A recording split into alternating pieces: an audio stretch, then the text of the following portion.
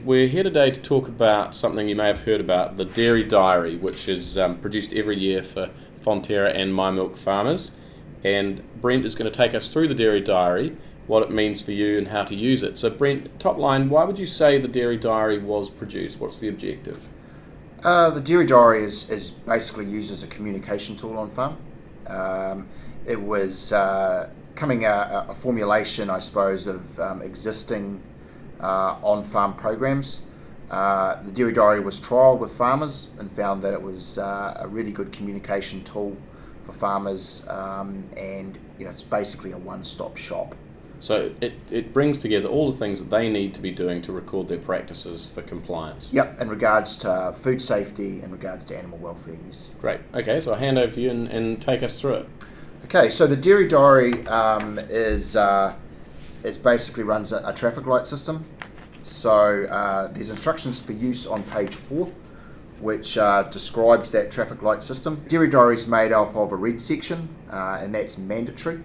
And that's linked to Fonterra's risk management program, which is under the Animal Products Act. So if it's in the red, you've got to do it to be supplying Fonterra or My Milk. Exactly. The amber section is recommended best practice, so that's optional for farmers. And we have the green section, which is also optional, and it's just good information. In the Dairy Diary, we really want it as a place to put records into. Yeah. We don't really use it as a communication tool, so it's not loaded with information. It's got to be in a usable form. And stepping up a level, they're going to receive a Dairy Diary every year. So this Dairy Diary relates to the year 2015-2016? That's correct. So they'll get a Dairy Diary every season, Yeah. Delivered into their farm dairy. It has the supply number written on the front, Yeah. And it just stays on the farm. It's important that it does stay with the farm. And it's a place where they're recording important information Yep. on a daily basis. Yep. And those records and the Dairy Diary must be kept for 4 years. For 4 years. For 4 years. Okay, great. So let's go for it. All right. So at the start of the Dairy Diary, we have the red procedures, and it's a good idea to fill those out as soon as you can. Maybe get the staff in, and as a team talk about how you'll approach, because it really is setting down a platform and a system for the season. So what sort of stuff does the red section cover? The first couple of pages around animal welfare, so we're looking at calf management, tail trimming and docking, humane slaughter, and dead animal disposal. All those kind of issues that we want farmers to have real control over how they manage those. Protecting both the animal and also the bigger brand. Yeah, the reputation. That's Yep. correct. We move through security of milk, milking plant and vat cleaning, use of the farm dairy, milker health, animal remedies, so what remedies they're using on farm, sick and disease cows, so how you're going to manage treatments, how you're going to mark your cows, separate them. So what you're asking the farmer to do at the beginning of the season is to go through this red section and explain in detail the way that they're going to deal with each of these different areas of Yep. farm management. And it's about demonstrating self-management. So it's about demonstrating that they can handle those food safety. That they've got risks. a plan. Yeah, they've got a plan. Yep. And that's obviously tied to your farm dairy assessment. So at your farm dairy assessment, the assessor will come in and go through the procedures, question you on your actual practice, and compare it against the procedures that are written. Right. And So these are really kind of a commitment on the basis on the farms and the farmers Yep. basis. This is the way that we're going to handle things. This is the way the staff are going Exactly. to deal with these But issues. every page and every section is tied to a regulatory food safety rule that farmers are required to manage. So it's just demonstrating that that we're managing those Yep. those risks. That's interesting. So the structure of this matches up to rules around supply. So Exactly. so every single one of these has to be completed because that's a requirement of supply. Exactly. Yeah.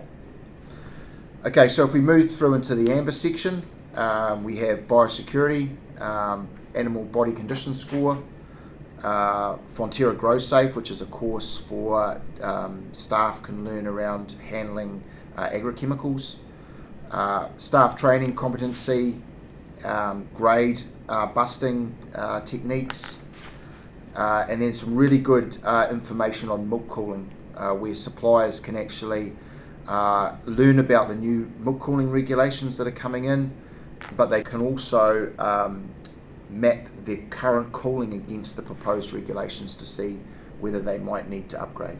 The amber section is a bit more informational. It's not so much what are you going to do as here are ways you should think about doing things.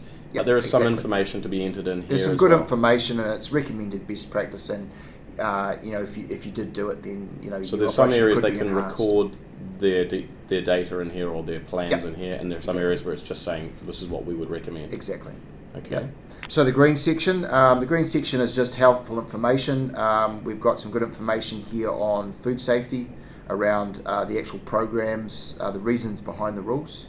So a fact sheet around why farmers need to complete the dairy diary, why they need to do an annual assessment. There's also a page on the fact sheets that are available to suppliers. So these are other documents available elsewhere. Information available to suppliers around food safety, animal health and welfare, and environment. And how do they go about getting that information? They contact their customer service team and... Yep, their 800 number or My Milk to get those fact sheets.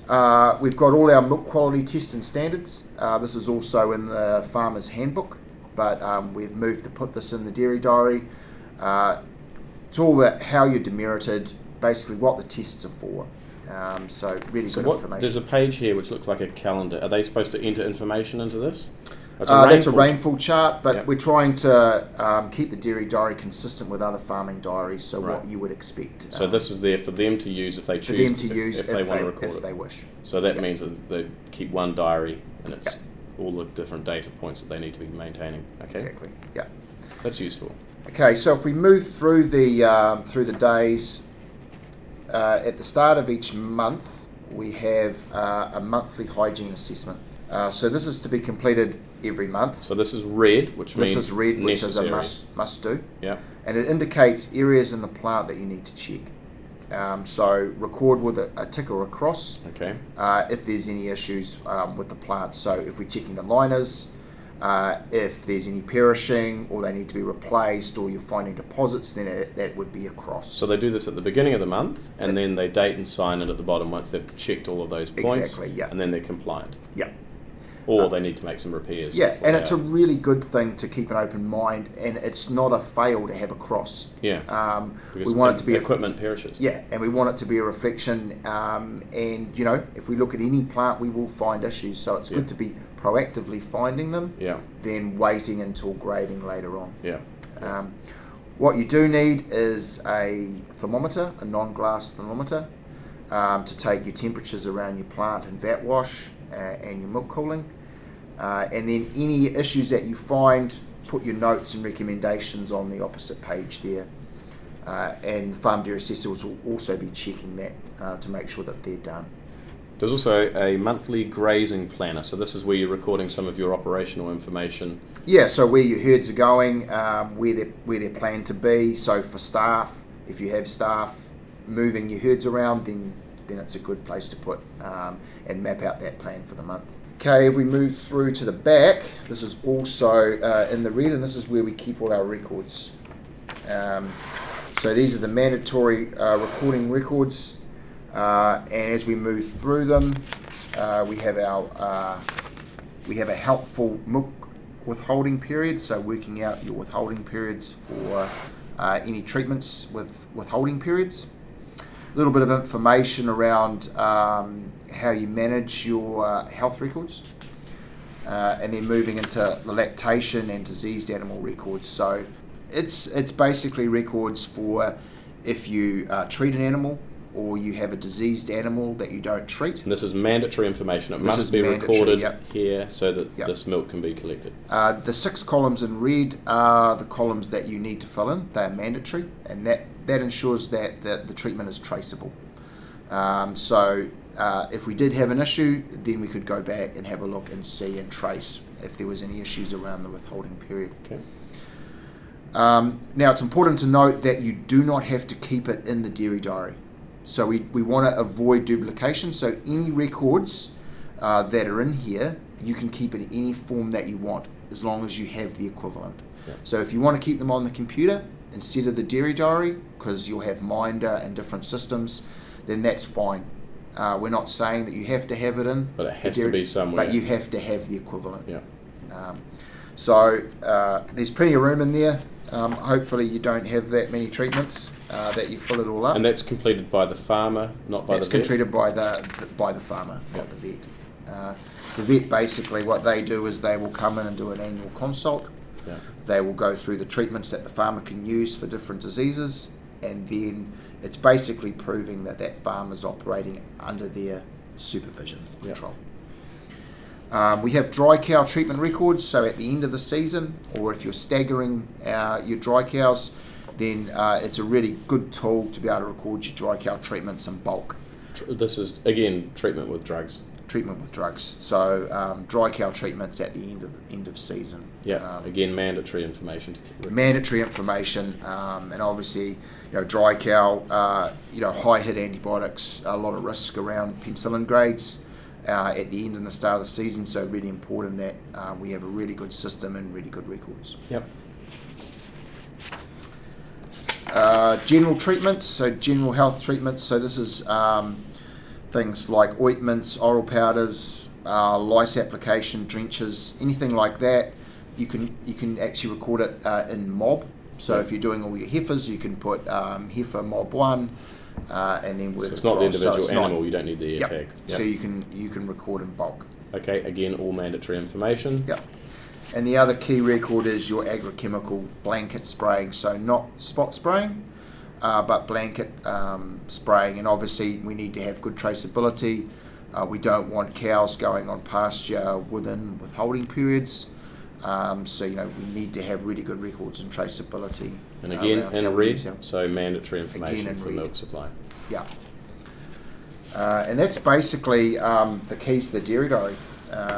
So then you've got the day-to-day recordings in there as well? Yep, we've got the day-to-day recordings. So again, this is all optional. But a useful management tool for you because you can put in here what you want to put in.